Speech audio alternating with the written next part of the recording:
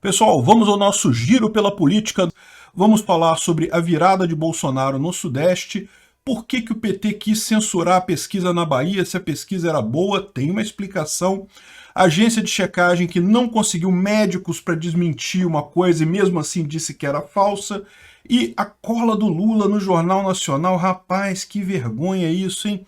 Vários outros temas a gente vai falar aqui também. Vamos começar com a questão das pesquisas, porque não teve nenhuma pesquisa nova, a gente continua na situação aqui do agregador, a mesma coisa de há 2 dias atrás, então não tem nenhuma novidade aqui. Mas existe um desdobramento da pesquisa da Exame Ideia, pegando só o recorte do Sudeste, que dá uma coisa impressionante se você reparar aqui. Ó. Olha só como é que está essa pesquisa. O Lula vinha ganhando no Sudeste, na Exame aqui, até bem a última pesquisa que eles fizeram, que foi lá no início de agosto. E agora, rapaz, o Bolsonaro disparou na frente do Lula no Sudeste. E você sabe o que isso significa, né? O Sudeste é a região mais populosa do Brasil. Isso significa que é realmente um ganho enorme para ele. A questão é, na pesquisa geral, o Bolsonaro continua atrás de Lula. É uma coisa muito estranha essa, né? É quase como se eles dessem um jeito de ajustar esse troço para não aparecer essa diferença. Mas aqui no Sudeste, o número realmente é impressionante. Outra coisa que eu quero chamar a atenção para vocês, de novo, é um alerta que não é para essa eleição. Nessa eleição ela não tem chance, mas ela vai tirar votos do Lula. É a Simone Tebet, escuta o que eu estou falando. Simone Tebet já está empatada com Ciro Gomes aqui na pesquisa. Ela é nessa tabela, aquela a linha roxinha aqui, né? 6% numericamente empatado. Não é nem empatado em margem de erro, não. É numericamente empatado. E por que eu digo isso? Quem vota no Ciro Gomes é só o pessoal da esquerda. Então, o pessoal isentão, o pessoal que está ali que não gosta de Bolsonaro nem de Lula, não vai votar no Ciro Gomes, só que vem da esquerda mesmo. A Simone Tebet não. A Simone Tebet pode trazer esse voto do pessoal que está ali no meio do caminho, que não gosta do Bolsonaro, mas também não gosta do Lula, e daí tem um nome para votar, que é a Simone Tebet. Ela vai sair dessa eleição mais forte do que entrou, hein? Ela vai se cacifar. Eu não acredito que ela vá conseguir alguma coisa nessa eleição, mas ela vai se cacifar para a próxima eleição. Tem que ficar de olho com isso, porque PMDB é sempre muito perigoso. O PMDB tem uma força muito grande no Brasil em termos de partido político, né? Então, o que a gente está vendo acontecer aqui é justamente isso. Bolsonaro disparando, Lula caindo, e olha só, o Lula pode cair mais ainda, tá? Se a Simone Tebet continuar subindo, ela vai tirar muito voto do Lula. De qualquer forma, o segundo turno, qual que é a vantagem disso? A vantagem disso é que isso garante o segundo turno. E tendo o segundo turno, é mais 3 semanas para Bolsonaro crescer em cima de Lula, o que vai ser algo muito importante no final das contas. É aquilo que eu falo. No final das contas, o pessoal vai ter que escolher entre duas coisas que, na cabeça desse pessoal que está ali no centrão dos isentões, as duas coisas são ruins, o Lula e o Bolsonaro. E eu tenho certeza que muita gente, quanto mais pensar no assunto, vai chegar à conclusão de que, olha, no final das contas, Bolsonaro pode não ter feito a melhor coisa do mundo, mas foi muito melhor do que o Lula, muito melhor do que trazer de volta esse ranço do PT, essa coisa velha, aquela galera toda que vai acompanhar. Para pensar, vai ser a volta da Dilma, vai ser a volta do Zé Dirceu, o Palocci não, que o Palocci ficou queimado, né? Mas vai ser a volta daquela turma toda do PT de novo no governo brasileiro. Já parou para pensar nisso? Bom, então realmente impressionante essa virada do Bolsonaro aqui no Sudeste. É aquilo que a gente vinha falando mesmo, à medida que as pesquisas, à medida que o tempo vai passando, que a gente vai chegando mais perto da eleição, as pesquisas vão começar a convergir para números reais, né? Não o Datafolha. O Datafolha vai continuar mentindo até o último momento, mas as outras pesquisas tendem a convergir para números razoáveis, né? Aí uma curiosidade foi justamente, vocês lembram, a gente falou sobre isso alguns dias atrás, o tribunal derrubou a censura do PT contra o Datafolha. O que aconteceu? O PT encomendou uma pesquisa na Bahia, na verdade não foi o PT, foi a Rádio Metrópole da Bahia. Não tem nada a ver com o jornal Metrópole, tá? É uma rádio lá de Salvador. Ela encomendou essa pesquisa para saber as intenções de voto para candidatos ali na Bahia, né? E deu um resultado que era até bom para o PT. Por quê? Porque deu novamente o ACM Neto muito na frente, mas deu o candidato do PT lá, que eu nem sei o nome, com uma boa votação lá na Bahia. E aí, o que aconteceu? Só que nessa pesquisa tinha também a porcentagem das pessoas entrevistadas, o quanto elas votavam em Lula e em Bolsonaro. E aí o PT embargou essa pesquisa, disse que não podia, porque isso era ruim, coisa e tal. E aí muita gente não entendeu, porque depois que a justiça derrubou o segredo, né, a gente ficou sabendo que, na verdade, a pesquisa estava dando 60% das intenções de voto para Lula e 20% para Bolsonaro. Ué, então por que o PT quis censurar essa pesquisa se está dando um resultado até melhor para o Lula do que o que seria esperado, né, lá na Bahia? E a explicação é justamente essa, ou seja, o que aconteceu nesse caso é justamente por que o governador do PT foi bem nessa pesquisa, porque o pessoal lá do Datafolha, quando foi fazer a pesquisa, procurou o pessoal petista, como eles estão acostumados a fazer no Brasil todo. Então é isso que acontece no final das contas, né? É por isso que eles quiseram omitir esse dado, porque esse dado, na verdade, estava em desacordo com o percentual normal do PT e do Bolsonaro lá na Bahia. Mostrou que Bolsonaro com menos de 20%, na verdade, na maior parte das pesquisas, o Bolsonaro está com mais de 28%, até mais de 30%, e o PT e o Lula estava com mais de 60%, quando ele tem um pouquinho menos, 58% nas pesquisas normais por aí. Ou seja, o Datafolha ele pegou um recorte de pessoas mais petistas na hora de fazer a entrevista, e é por isso que o ACM Neto ficou parado e o outro candidato do PT lá, Jerônimo, alguma coisa, nem sei, eu não estou preocupado não, foda-se. O candidato lá do PT também ficou um pouquinho melhor. Então por isso que o PT quis ocultar essa pesquisa, né? Ocultar este dado da pesquisa. Tem uma reportagem bem interessante aqui no Valor falando sobre justamente a grande polêmica da renda nas pesquisas, né? Você sabe como quando esses institutos fazem pesquisa, eles fazem uma estratificação, né? Um recorte da sociedade.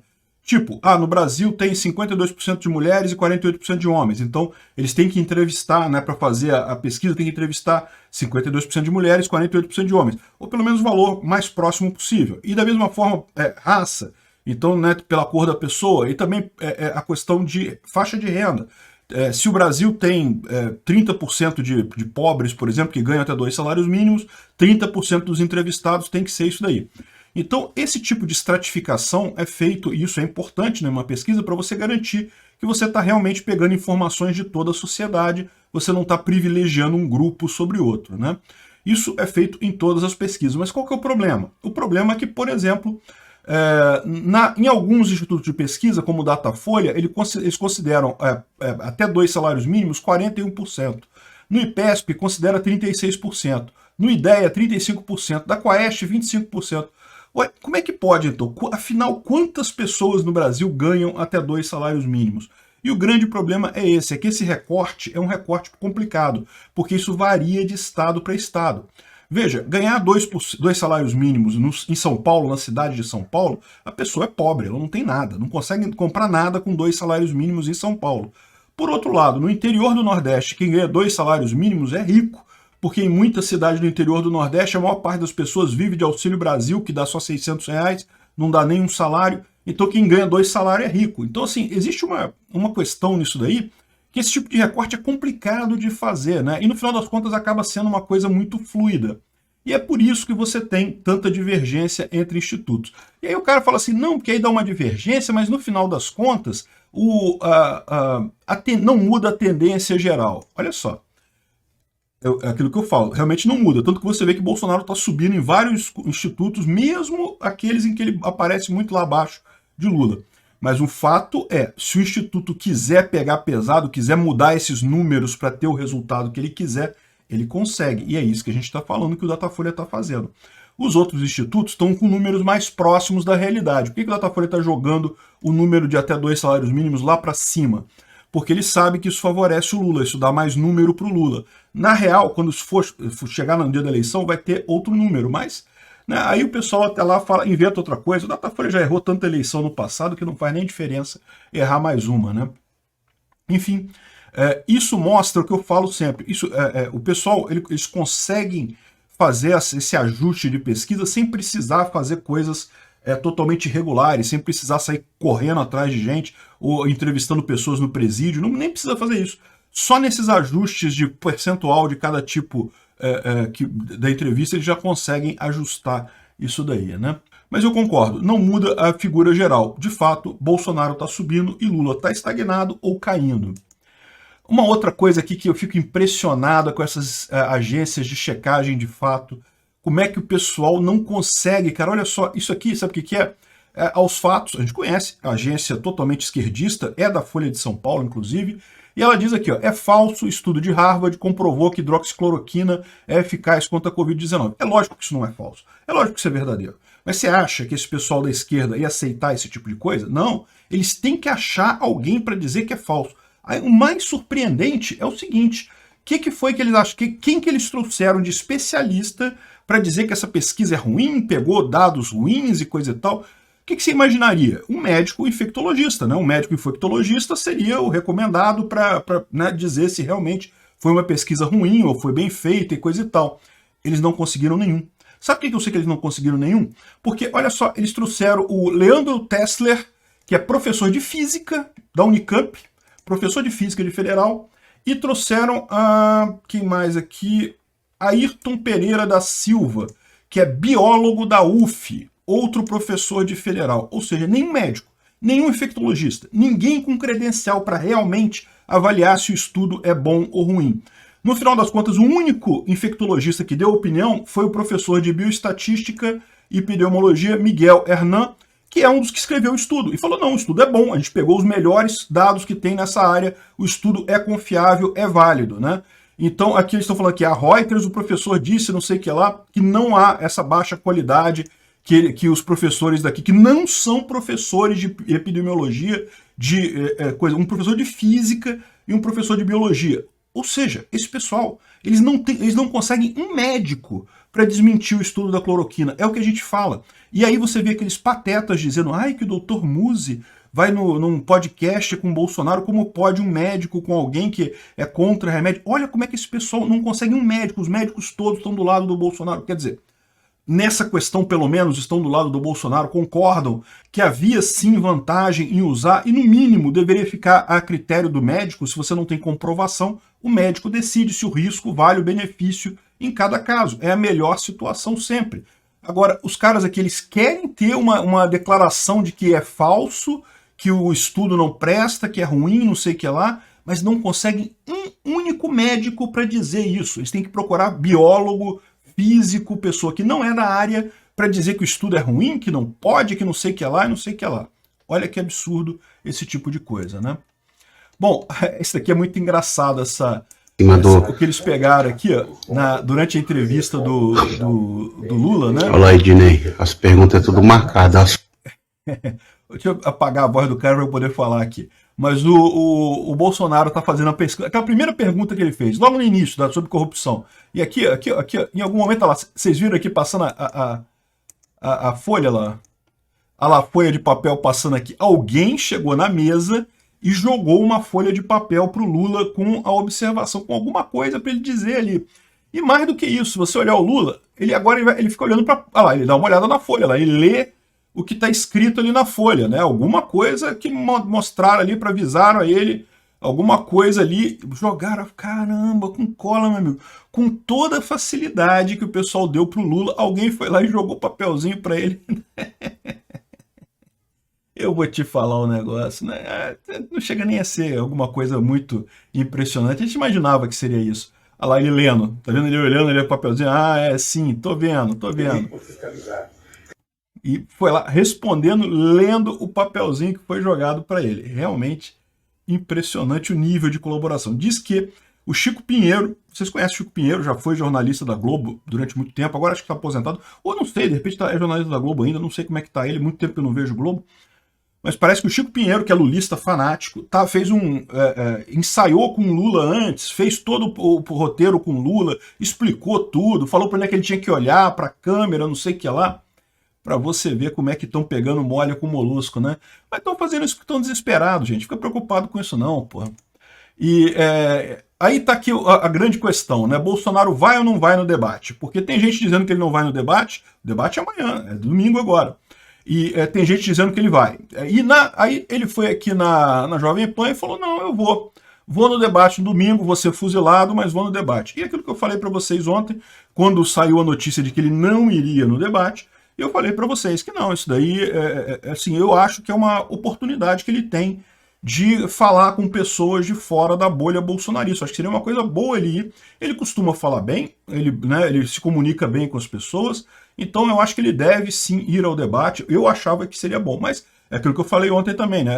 Eu acho que de repente a equipe dele lá, o pessoal que está em torno dele, sabe melhor a situação do que eu. Não tenha dúvida que vão atacar Bolsonaro totalmente, eu não tenho dúvida nenhuma. Mas aí que tá, eles têm tão pouca coisa contra Bolsonaro que deixar o Bolsonaro poder se explicar, poder falar, é uma coisa positiva no final das contas, né?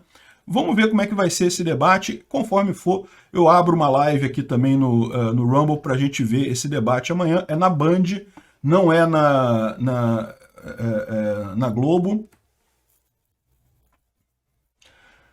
Então vamos ver. Mas olha só, ele falou assim, ó, eu devo estar no domingo no debate da Band, estou batendo martelo. Ou seja, ele ainda não decidiu se vai ou não vai.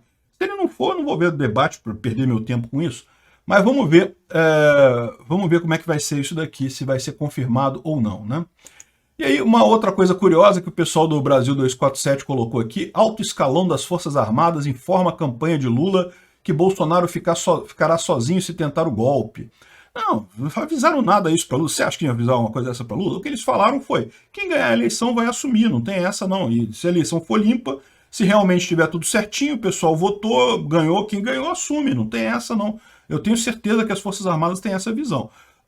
O que eu acho que vai acontecer, o que pode acontecer de problema é aquilo que eu falei. Se chegar o Xandão cabeça de piroca e, sei lá, impugnar a candidatura do Bolsonaro, ou fizer uma lambança, né? aí é golpe, porra, aí o golpe já foi dado. Aí é outra história. Mas, em princípio, tendo a votação, tudo normal, os dois concorrendo e coisa e tal, quem ganhar leva, né? E eu penso exatamente o que pensa o Ciro Nogueira aqui, ó. É lógico que o Bolsonaro vai respeitar o resultado das urnas, porque ele vai ganhar, porra. É evidente. Se alguém me perguntar, vai ter golpe na eleição e coisa e tal, olha só se for do pessoal da esquerda, porque isso que eu tô falando para vocês. Esse pessoal da esquerda aí, os, entre aspas, democráticos, né, não somos democráticos, vamos respeitar a urna, não pode questionar a eleição. Eu tô só vendo esse pessoal, porque quando chegar no dia da eleição que o Bolsonaro ganhar, aí eu quero ver o que eles vão falar. Porque aí vai vir com não porque foi fraude, porque Bolsonaro fez disparo em massa, porque a urna não sei o que é lá. Aí eu quero só ver, esse pessoal vai vir chorar, meu amigo. Tudo que eles falaram que Bolsonaro não podia falar, não podia criticar da urna, eles vão criticar porque o Bolsonaro vai ganhar a eleição e eles vão ficar com cara de tacho, né? É o que o Ciro Nogueira falou aqui, é lógico que o Bolsonaro vai respeitar o resultado das urnas. A pergunta tem que ser feita ao Lula. Lula, você vai respeitar o resultado das urnas? Porque, meu amigo, você vai perder. E essa derrota do Lula vai doer no PT, eu já falei para vocês, porque o PT apostou todas as fichas no Lula, até abrindo mão de tentar eleger governadores e coisa e tal, ele está apostando tudo no Lula para presidente. Quando o PT perder a eleição, meu amigo, esse pessoal vai sumir, vai desaparecer enquanto partido. Vamos dar uma olhada. Eu estou muito mais preocupado com o golpe do lado de lá do que do golpe do Bolsonaro. E aqui é engraçado o pessoal vindo em socorro do Alexandre de Moraes, né? Porque vocês viram, a gente falou ontem, que muita gente começou a criticar o Alexandre de Moraes, porque realmente o que o Alexandre de Moraes fez lá com os empresários bolsonaristas é um absurdo do ponto de vista jurídico. Todo mundo percebe isso, até o pessoal da oposição tá achando meio estranho isso do ponto de vista jurídico, né? E ficou tão estranho que o Alexandre de Moraes deve ter pedido pro pessoal, não, pô, peraí, vocês têm que me apoiar, cara, senão fudeu aqui, né? E de fato estão vindo aqui, ó, veio o Valdo Cruz dizendo que, não, Bolsonaro tentou unir críticos à decisão de Moraes contra empresários, mas os colegas apoiam o ministro, né? Será que apoiam mesmo? O todo do STF, que vai ter um ou outro ali que vai apoiar Moraes, eu tenho certeza, porque o STF é uma corte extremamente clubista, né? O pessoal ali, um apoia o outro. É só você ver a decisão quase unânime que decretou que o inquérito das fake news era constitucional. Um inquérito que até estudante de direito, de menos de 6 meses de faculdade, já sabe que é totalmente inconstitucional aquele inquérito das fake news. No entanto, juntou todo mundo ali, votou e decidiu que é constitucional. Por quê? Corporativismo. Eles não querem que amanhã alguém questione uma decisão deles. Então, já que estão questionando aquela decisão, vai todo mundo votar com o cara, mesmo sabendo que no direito eles estão errados. E aqui eu não duvido que faça a mesma coisa. Mesmo todo mundo no STF sabendo que o Alexandre de Moraes exagerou, que ele foi além do que devia, ele fez demais, mesmo assim, se tiver que votar, eles vão votar para apoiar o Alexandre de Moraes, eu não tenho dúvida disso, né? Mas veio aqui o Valdo Cruz defendendo Moraes, Aí veio aqui o Matheus Leitão, oh, quem imaginaria, né? E qual que é a desculpa do Matheus Leitão?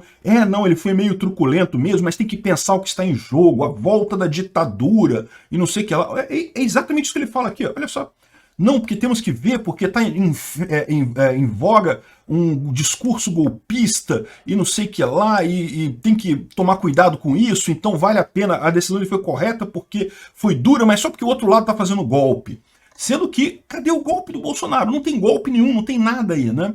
Mas é aquele negócio, estão defendendo o Moraes, porque o Moraes deve estar sofrendo paulada de tudo quanto é lado lá no STF, porque realmente a decisão dele foi absurda, né? E aí depois ele emendou com a decisão do verde e amarelo, que eu vou falar num outro vídeo lá no YouTube mesmo, que é outra lambança completa dele. Aliás, agradecer, o pessoal do Bolsonaro tem que agradecer o Alexandre de Moraes por esse verde e amarelo aí. Mas enfim, eu vou falar disso lá no YouTube, né? Então, essa é a história. Estão defendendo o cara porque ele apanhou tanto, coitado. E começou ontem as inserções do horário gratuito, lá da propaganda gratuita na televisão, né? O que o Lula está falando é sobre Lula está voltando. Não falou nada, ou seja, está só tentando colar, está tentando surfar na onda do já ganhei. Isso é muito perigoso para o Lula, porque as imagens que se mostram na televisão não são essa não, né? E o Bolsonaro, o foco dele foi alertar que o Auxílio Brasil é do Bolsonaro. Dá para entender qual é o problema, né? Tem muita gente recebendo ajuda maior e essas pessoas muitas vezes não sabem que esse auxílio vem do Bolsonaro. É o Bolsonaro que está pagando esse Auxílio Brasil maior, né? Então essa é a direção da campanha dos dois candidatos, aí, dos dois principais candidatos, né? Só para a gente ficar acompanhando isso daí. Isso é importante, cara. Isso daqui pode parecer besteira, eu sei que você não vê isso, eu não vejo isso, mas isso aqui não é besteira não, isso aqui muda voto.